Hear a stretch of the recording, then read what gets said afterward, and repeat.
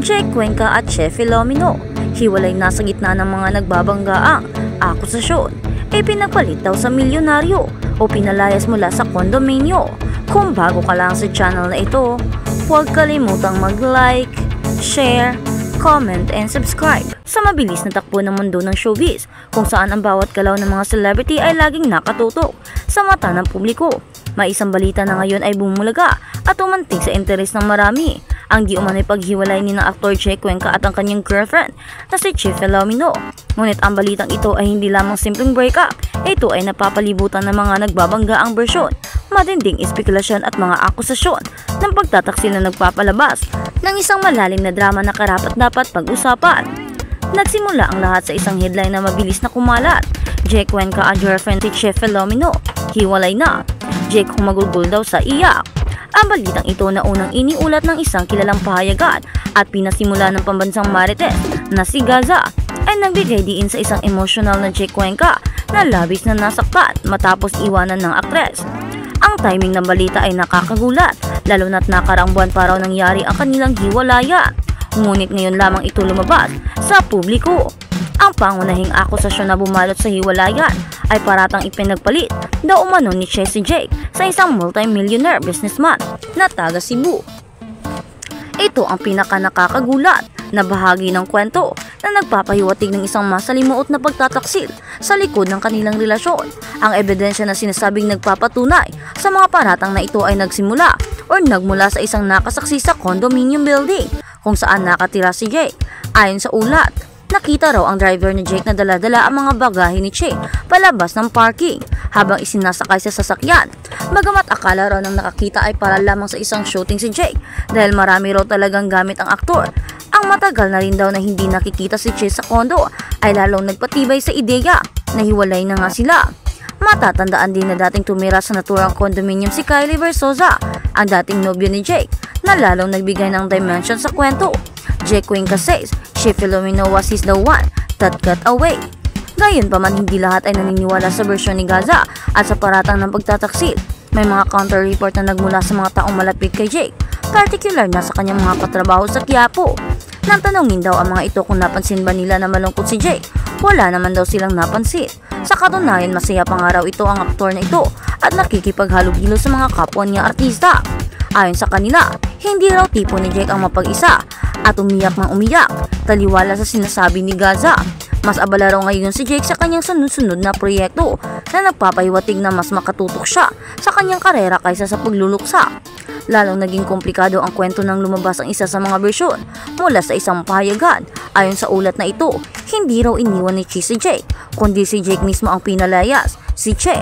Ang mga gamit daw ni Che ay ibinalik sa bahay ng pamilya ng actress na nagpapahiwatig ng isang marahas at matinding pagtatapos ng relasyon mula sa panig ni Jake.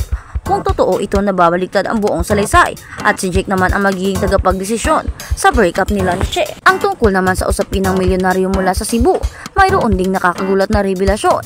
Ayon sa source, tila nag-date lang daw si Che sa milyonaryo dahil may totoong girlfriend pangaraw ito na mula sa isang prominenteng pamilya sa Cebu. Mas nakakagulat pa, hindi raw nakita ni Che na nagdi-date sa Cebu kundi sa Dumaguete. Ilang beses daw na ulit ito na nakita ng mga kaibigan ni Jake na taga doon. Sa umpisa raw ay hindi naniwala si Jake, ngunit nang maalala niya ang mga out-of-town trip ni Che na wala siyang alam at abala siya sa kanyang mga proyekto, doon na raw siya nagsimulang maniwala. Ang pinaka-emotional na bahagi ng kwento ay ang paraan ng kanilang paghiwalay. Ayon sa source, walang away o konfrontasyon daw na nangyari sa dalawa. Pagbalik daw ni Che galing Dumaguete, hindi na raw siya nakabalik pa sa kondo kung saan sila nag-live-in ni Jake. Sa halip, dumiretso na raw ito sa bahay ng kanyang pamilya dahil doon na raw ang kanyang mga gamit. Ang kawalan ng direktang pagharap ay lalong nagpapahiwatig ng isang misteryoso at matinding pagtatapos ng kanilang relasyon. Hindi rin nabanggit sa source kung paano tinanggap ni Che ang pakikipaghiwalay ni Jake sa kanya. Ang hiwalay ni Jake at Che Filomeno ay higit pa sa isang simpleng balita sa showbiz. Ito ay isang salamin ng mga komplikadong relasyon, ng pagsubok sa pag-ibig at ang pressure ng mga nararanasan ng mga celebrity sa ilalim ng mga balitang ito.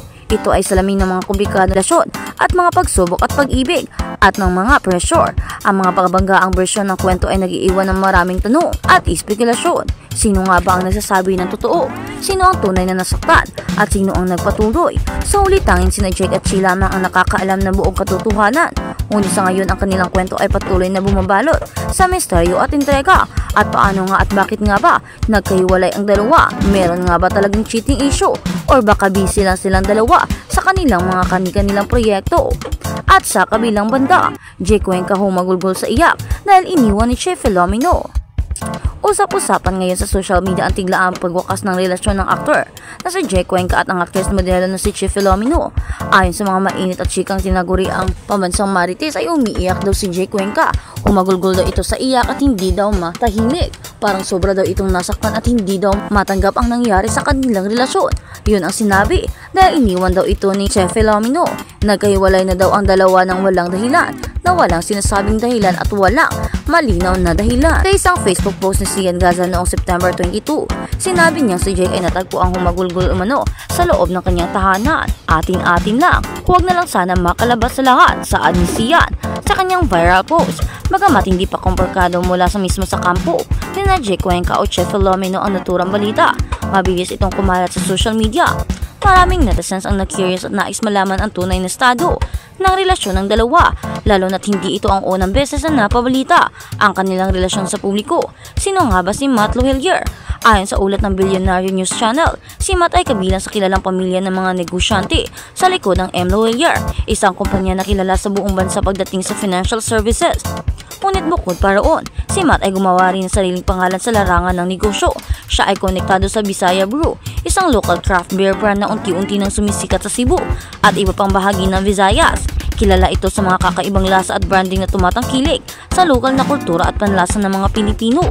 Habang patuloy ang pag-uusbong ng pangalan ni Matt sa buong negosyo, siya naman ngayon ang isinusulong na bagong special someone ni Che. Bagamat wala pa rin kumpirmasyon mula sa aktres tungkol dito, sa kabilang banda tahimik pa rin si Jake Cuenca sa issue.